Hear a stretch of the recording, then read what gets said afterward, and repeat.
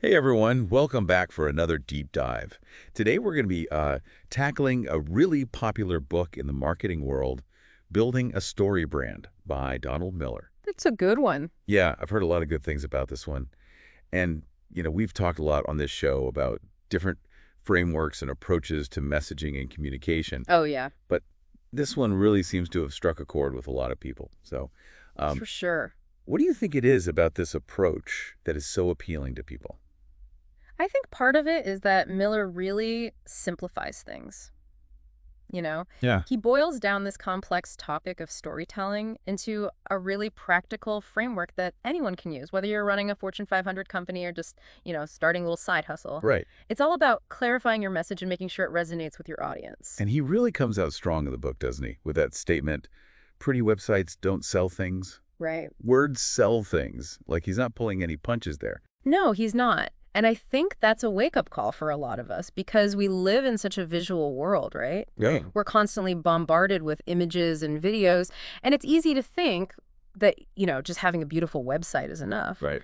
But Miller reminds us that at the end of the day, it's the words that really matter. It's the story that we're telling. Have you ever been on a website that was like visually stunning, but you just had no idea what they were selling or doing? All the time, yeah. You click around, you're like, this looks great. But what do they do? Yeah, exactly. And you're just left feeling confused. Right. And that's exactly what Miller says we want to avoid.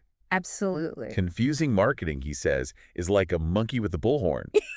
I love that analogy. It's all noise and no substance. Yeah, it's just chaos. Our brains are constantly trying to filter out information, right? All the time, yeah. So if your message isn't crystal clear, it's just going to get lost in the noise. And Miller actually brings in this guy, Science Mike, to explain why that is from like a neurological perspective. Oh, interesting. Okay. Yeah, so Science Mike, he talks about how our brains are wired for survival and efficiency, and how figuring out a confusing marketing message is actually like a calorie burn for our brains. Really? Yeah, it takes energy to process information.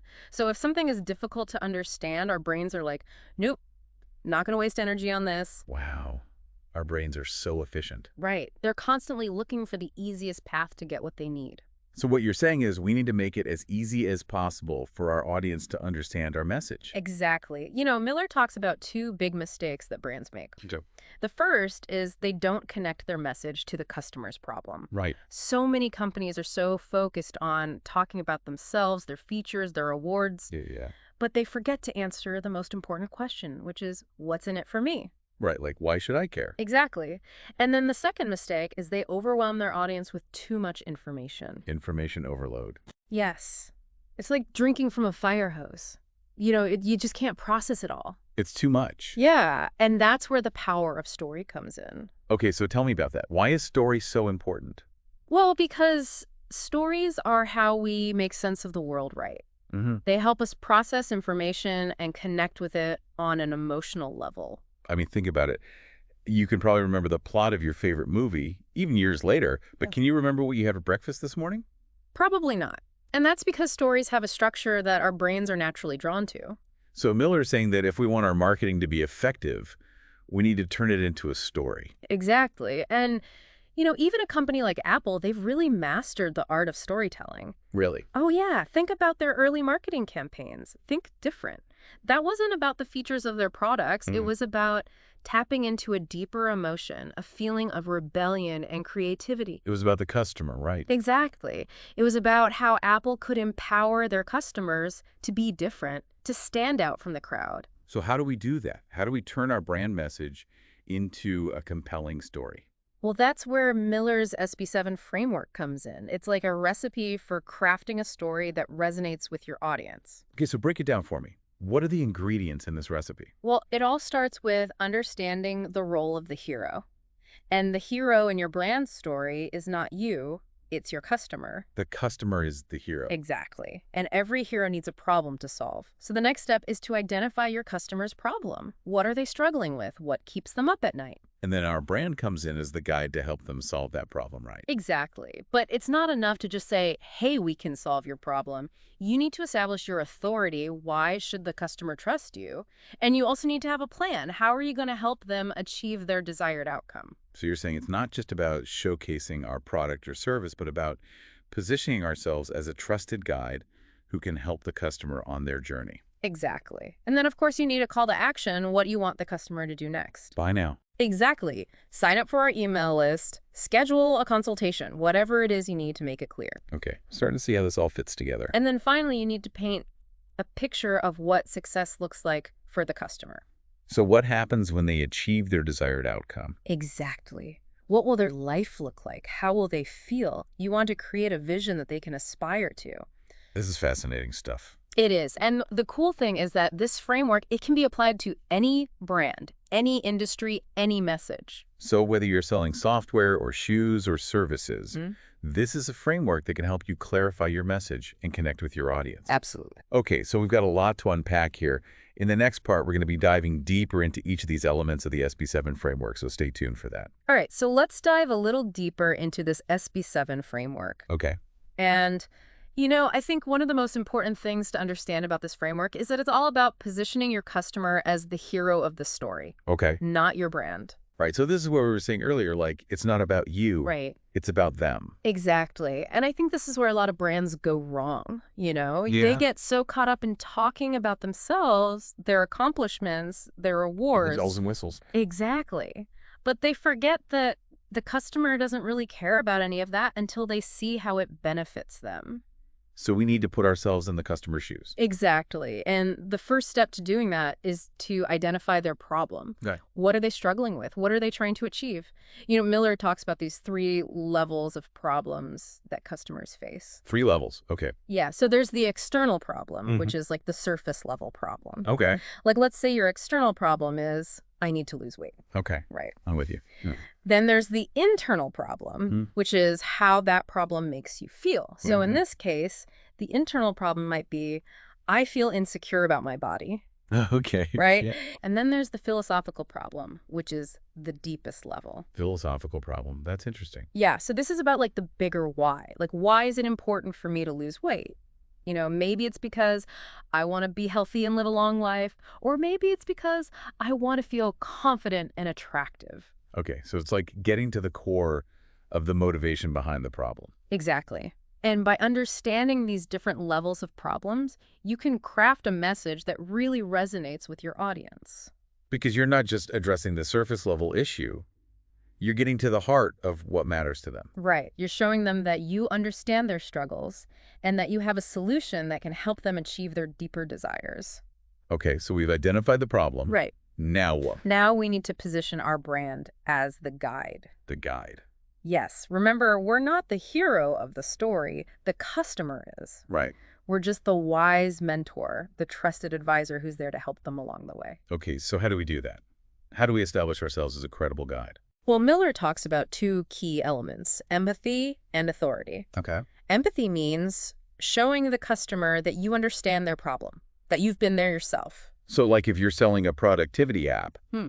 you might share a story about how you used to be a chronic procrastinator. Exactly. And then authority means showcasing your expertise. Why should the customer trust you to guide them? What are your credentials? What results have you helped other people achieve? So it's like a balance of like vulnerability and credibility. Exactly.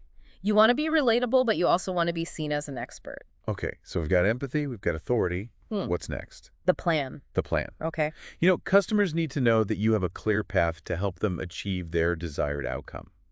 So you need to lay out a plan. And Miller talks about 2 types of plans, right? Yeah, he does. There's the agreement plan Mm-hmm. and the process plan. Okay, so break those down for me. So the agreement plan is basically like setting the ground rules for the relationship. It's about establishing trust and setting clear expectations. Right. For example, if you're a financial advisor, your agreement plan might include things like confidentiality, transparency, and always acting in the client's best interest. Gotcha. And then the process plan is more about the nitty-gritty. It's about outlining the specific steps that the customer needs to take to achieve their goal. Okay. So, for example, if you're selling a fitness program, Your process plan might include things like the workout schedule, the meal plan, and the support system that you provide. Got it. So we're giving them like a roadmap to success. Exactly. And the more clear and specific you can be about the plan, the more likely the customer is to take action. Okay, that makes sense. So we've got the problem, we've got the guide, we've got the plan. What's next? The call to action. Uh-huh. This is where you tell the customer exactly what you want them to do. Don't be shy about it. Yeah, don't beat around the bush. Exactly. You know, Miller suggests two types of calls to action, Okay. direct and transitional. All right, what's the difference? Direct calls to action are about making the sale right then and there. So it's like, buy now, schedule a consultation, download the free guide. Got it. And then transitional calls to action are more about nurturing the relationship and moving the customer further down the sales funnel. So like subscribing to your email list. Exactly. Or following you on social media, or downloading a free resource that provides value and positions you as an expert. Okay, so it's about building that relationship before going for the hard sell. Right. Because not everyone is ready to buy right away. Sometimes you need to warm them up a little bit first. Okay, that makes sense. And then now we're at this interesting part of the framework, which is failure. Failure. Yes. And this might seem counterintuitive, but it's actually really important to talk about what happens if the customer doesn't solve their problem. Really? Why is that? Because it creates a sense of urgency. It shows the customer what they stand to lose if they don't take action. Okay, I could see that. Like if you're selling a security system, you might talk about what could happen if their home isn't protected. Exactly. Or if you're selling financial planning services, you might talk about the risks of not saving for retirement. So it's not about being negative, it's about highlighting the stakes. Right. It's about motivating the customer to take action. Okay, that's a really interesting point. So we've talked about the problem, the guide, the plan, the call to action, and failure. What's the final element?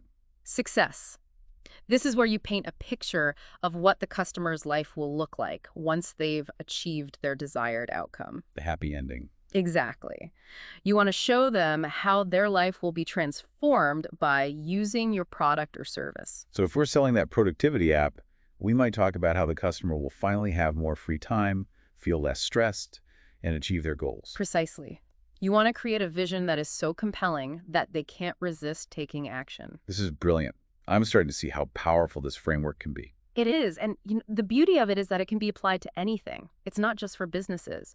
You can use it to tell your personal story, to craft a compelling presentation, to even write a better novel. Wow, so this is like a universal framework for storytelling.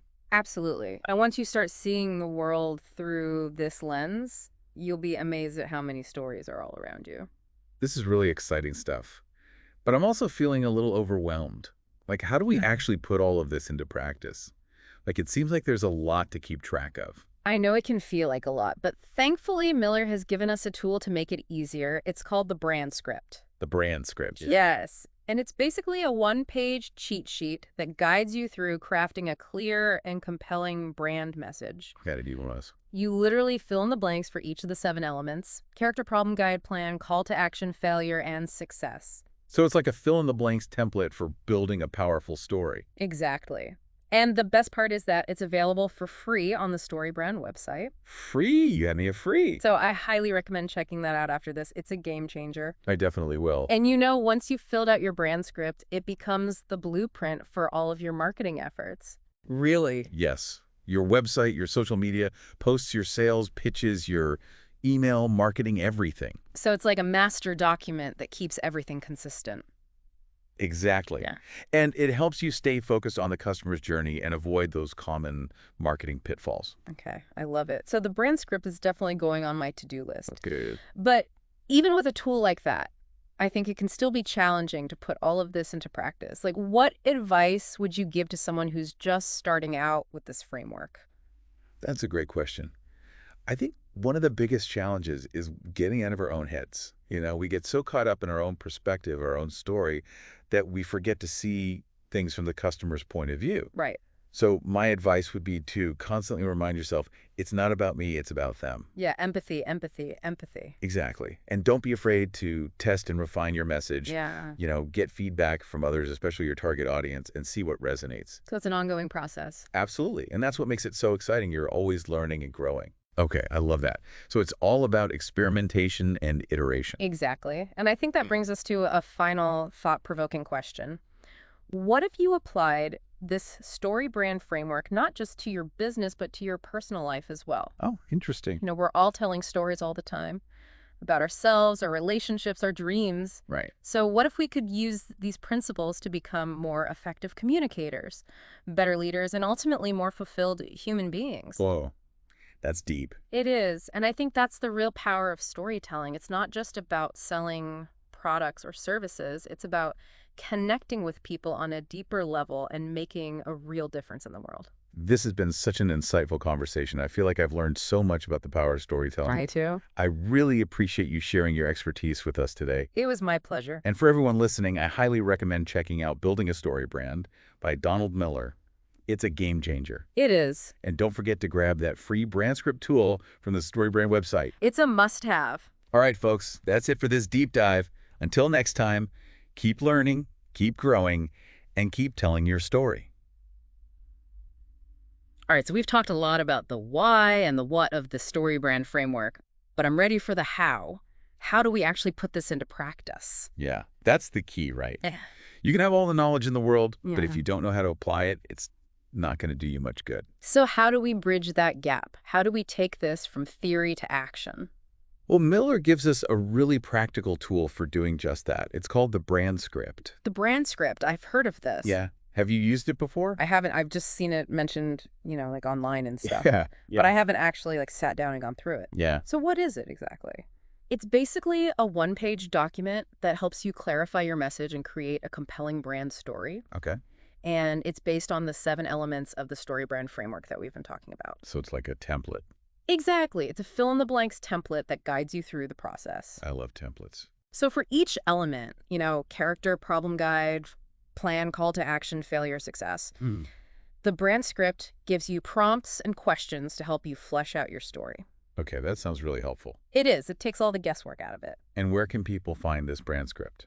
Well, the best part is that it's available for free on the StoryBrand website. No way. Free. Yep. That's amazing. So you can just go to their website, download the brand script, and start filling it out. I'm adding that to my to-do list right now. Good. You should. It's a really valuable tool. So let's say we've filled out our brand script. What do we do with it? Well, it becomes the blueprint for all of your marketing efforts. Really? Yeah. So your website, your social media, posts, your email, marketing, your sales pitches, everything should be aligned with the story that you've created in your brand script. Wow, okay. So it's like the guiding document for our entire brand. Yeah. That makes a lot of sense.